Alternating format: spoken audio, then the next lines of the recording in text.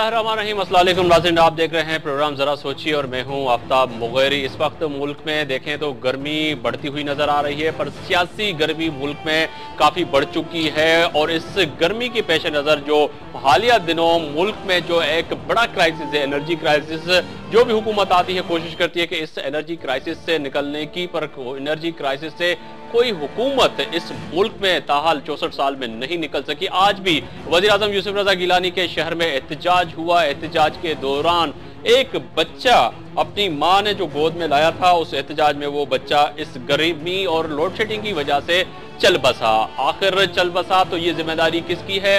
आज तौहीन अदालत केस आने के बाद, हकमी फैसला आने के बाद आज वज़ीर आज़म बरतानिया में मौजूद हैं। उन्होंने मीडिया को आज बात करते हुए वाज़ेह तौर पे कहा कि तौहीन अदालत का फैसला मुझे पता था कि जब मैं बैरून मुल्क जाऊंगा तो ये फैसला फुली फैसला आएगा, और आएगा तो यकीनन ही इस पे भी हम जो है नजरसानी के लिए अब मेरा जो लीगल फोरम है, जो वकला हैं, वो इस पे यकीनन ही बात भी करेंगे और इसके साथ साथ आगे बढ़ेंगे। आगे बढ़े तो आज पाकिस्तान मुस्लिम लीग नून के सरबराह ने रुख किया सूबा सिंध की जानिब, और आज उन्होंने एक बड़ा कमाल किया कि आज एक अहम शख्सियत सूबा सिंध की सरदार मुमताज अली भुट्टो, जो सिंध नेशनल फ्रंट जमात के सरबराह थे, तमाम कारकुनान के साथ, तमाम ओहदेदारों के साथ जो है उन्होंने शमूलियत का ऐलान किया पाकिस्तान मुस्लिम लीग नून में। आज मियां साहब ने वाज़ेह तौर पे कहा कि ऐसे वजीर आजम, उनको तो नाम दे दिया कि ऐसा वजीर आजम जो वजीर आजम पे तौहीन अदालत हो, जिस पे साबित हो चुका हो कि ये मुल्जिम है, और उसके साथ हम नहीं बैठ सकते। जब सहाफियों ने सवाल किया था आप ऐसी असम्बलियों के क्यों हिस्सा बने हैं, तो उस वक्त सखर एयरपोर्ट में मियां नवाज शरीफ ने तमाम बातें गोल करते हुए कहा कि ऐसा कोई बात नहीं है, हम मैदान खाली नहीं छोड़ना चाहते। जब सहाफियों ने यह भी सवाल किया कि आपके दौर हुकूमत में सुप्रीम कोर्ट के साथ क्या हुआ था, आपने सुप्रीम कोर्ट पे हमला किया था, उस पे आप क्या कहेंगे, तो उसका भी जवाब नहीं दिया। मुल्क में एक तरफ पाकिस्तान तहरीक इंसाफ, एक तरफ पाकिस्तान मुस्लिम लीग नून, एक तरफ पाकिस्तान पीपल्स पार्टी, तमाम तीनों बड़ी जमातें जो इस वक्त जो है मैदान में है, लड़ती हुई नजर आ रही हैं। पर आम शहरी जो इस वक्त जो है एक पानी की बूंद के लिए तरस रहा है। इसके साथ साथ हम कोशिश करेंगे आज इसी इश्यूज पे बात करेंगे। जिन मेहमानों को इस इशू पे मैंने दावत दी है बात करने की, उसका तारुफ कराता चलूं। मेरे पहले मेहमान है मोहतरम मीर मोहम्मद अमीन मेंगल साहब है, मामून खुसूस वज़ीर आला सिंध, पाकिस्तान पीपल्स पार्टी का आपका ताल्लुक है। बहुत शुक्रिया मीर साहब कि आप स्टूडियो में तशरीफ लाए। मेरे दूसरे मेहमान हैं डॉक्टर SM ज़मीर, सिंध के सदर हैं, पाकिस्तान अवामी तहरीक से आपका ताल्लुक है। आपका भी बहुत शुक्रिया कि आप स्टूडियो में तशरीफ लाए। मेरे तीसरे मेहमान हैं फैसल वाडा, रहनुमा हैं पाकिस्तान तहरीक इंसाफ। फैसल, आपका भी बहुत शुक्रिया कि आप स्टूडियो में तशरीफ लाए। मीर साहब, मैं आपकी तरफ आऊँगा। मेगल साहब, ये फरमाइएगा कि आपके शहर लाड़काना और नेशनल फ्रंट के सरबराह मुमताज भुट्टो साहब ने शमूलियत कर ली आज पाकिस्तान मुस्लिम लीग नून में। अब लग रहा है कि गेम जो है पाकिस्तान पीपल्स पार्टी के, आपके गढ़ के वो लोग जो एक खासी हैसियत रखते हैं, वो पाकिस्तान मुस्लिम लीग नून में शामिल होते जा रहे हैं। बिस्मिल्लाहिर्रहमानिर्रहीम। मुगैरी साहब, जैसा कि ये कि मुमताज अली भुट्टो साहब का सियासत हमेशा पाकिस्तान पीपल्स पार्टी से अलहदा रहा है, और हर जमहूरियत में हर पार्टी और लीडर जो भी फैसला दे दे हमें सबको कबूल है। ठीक है, हमारे शहर से हों या हमारे डिस्ट्रिक्ट से हों या हमारे सूबे से हों या हमारे मुल्क के किसी और सूबे से हों, ये उनके अपने ज़ाती फैसले हैं। लेकिन मुमताज अली भुट्टो साहब ने जो फैसला किया होगा, ज़रूर अपने दोस्तों से राय लिया होगा और वो अपने लिए बेहतर समझता होगा। उसने जो फैसला किया है उसके पार्टी वालों को कबूल है, तो हमें कोई एतराज़ नहीं। जी नहीं, वो तो यकीनन ही जो फैसला होगा वो तो मुमताज भुट्टो का है। पर वही सवाल आ रहा है कि पाकिस्तान पीपल्स पार्टी पे आज मुमताज भुट्टो ने भी कड़ी तनकीद की कि उन्होंने तो यह कह दिया कि मुमताज भुट्टो साहब ने कि ऐसे सरबराह जो मुल्क के, जिनके ऊपर पाकिस्तान की कौम का इतना बड़ा हिसाब हो, पाकिस्तान की कौम को लूटा हो, उस हुकूमत में बैठे हुए सदर को उन्होंने बड़े तनकीद का निशाना बनाया। इस पर बात करेंगे। हम ज्वाइन किया अभी लाड़काना से निहाल हाशमी साहब ने, उनसे भी बात करेंगे। पाकिस्तान मुस्लिम लीग नून के सीनियर रहनुमा हैं निहाल हाशमी साहब, आपको शो में खुशामदीद कहता हूँ। जी शुक्रिया। निहाल हाशमी साहब, ये फरमाइएगा कि आज यकीनन ही पाकिस्तान की तमाम लोग देख रहे थे कि सिंध नेशनल फ्रंट के सरबराह मुमताज अली भुट्टो ने बशमूल अपने तमाम साथियों के साथ आज ऐलान तो किया पर काफी तनकीद का भी निशाना बनाया मौजूदा गवर्नमेंट को। और आज सदर साहब, वजीर आजम साहब ने तो ये भी कह दिया कि लंदन में कि मुझे पता था कि ये फैसला तभी आ सकेगा जब मैं कहीं बाहर जाऊंगा दौरे पे। क्या फरमाएंगे आप? जी बिस्मिल्लाहिर्रहमानिर्रहीम। जो मुमताज भुट्टो साहब ने कहा और जो कुछ आज लारकाना में हुआ, आपने देख लिया, कौम ने भी देख लिया।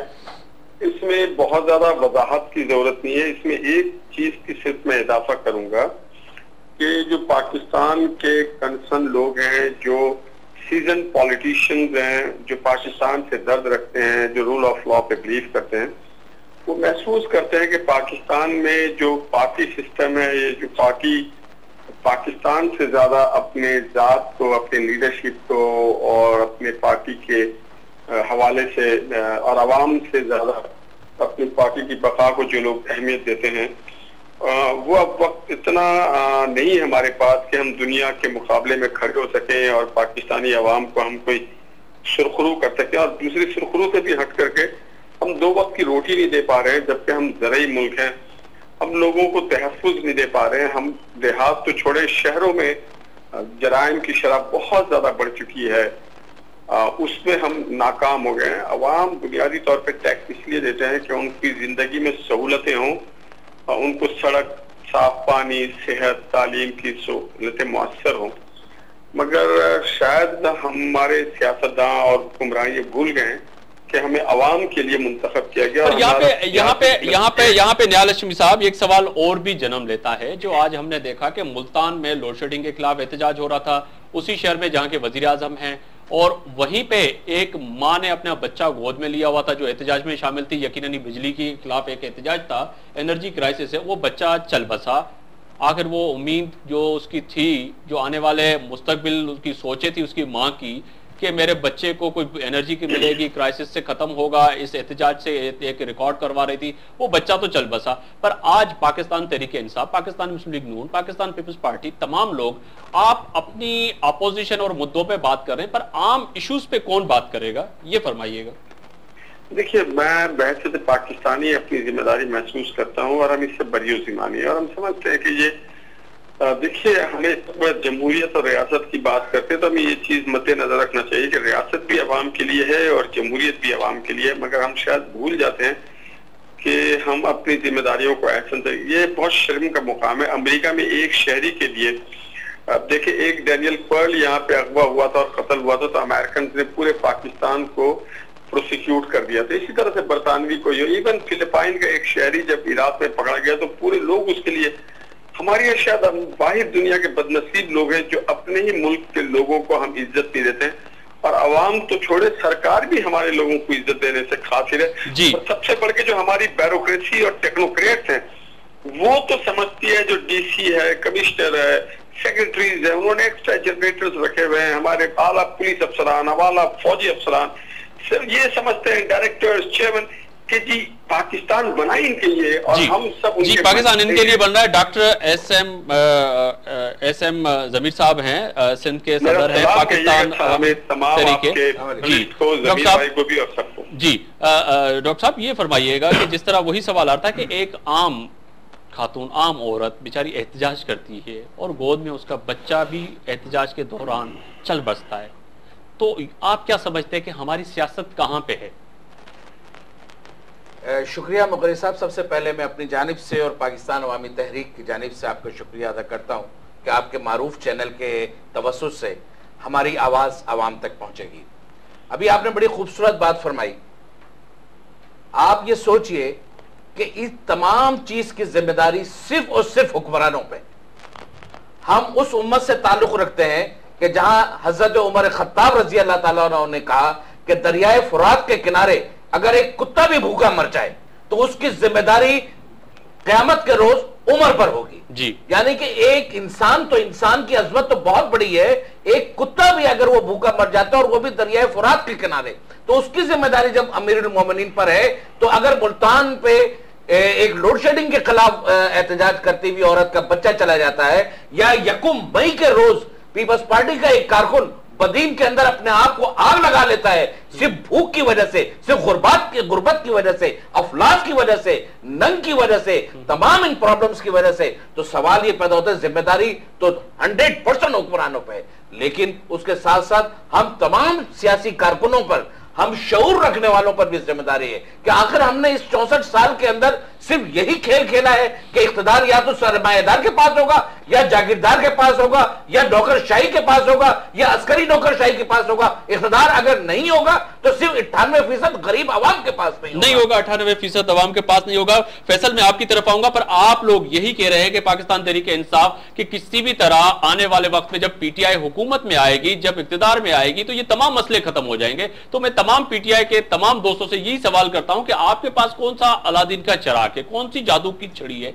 जो एनर्जी क्राइसिस 64 साल में पाकिस्तान मुस्लिम लीग नून, पाकिस्तान पीपल्स पार्टी, ये बड़ी जमात है जो वक्तन वक्तन हुकूमत करती आई है, अभी भी पाकिस्तान मुस्लिम लीग नून पंजाब में हुकूमत कर रही है, फेडरल में पीपल्स पार्टी है, तो वो एनर्जी क्राइसिस नहीं खत्म कर सके। सवाल वही आ रहा है कि पाकिस्तान तहरीक इंसाफ कैसे खत्म करेगी ये। बिस्मिल्लाहिर्रहमानिर्रहीम। भाई साहब, आपका मैं शुक्रिया अदा करता हूँ, पार्टी की तरफ से भी, अपनी तरफ से भी।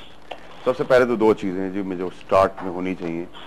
देखिए, जिस लीडर को हम फॉलो कर रहे हैं, खान साहब को, उनमें दो इंपॉर्टेंट चीजें जो बाकी लीडर्स में नहीं है।